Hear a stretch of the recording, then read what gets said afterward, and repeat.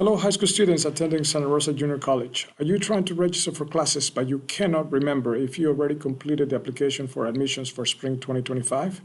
This is a quick tutorial on how to find out if you completed and submitted the application for admissions so that you can register for classes.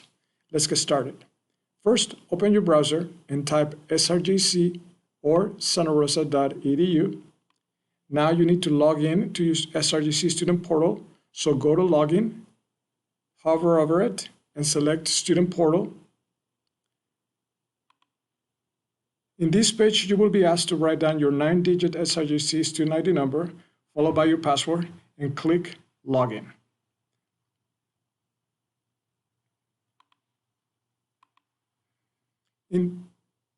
Once you're logged in, open the Admissions and Registration box. Since you're trying to register for classes, please select Add and Register, and click on it. And in this page, you will be asked to select the semester you want to enroll in. In this case, I'm going to select Spring 2025.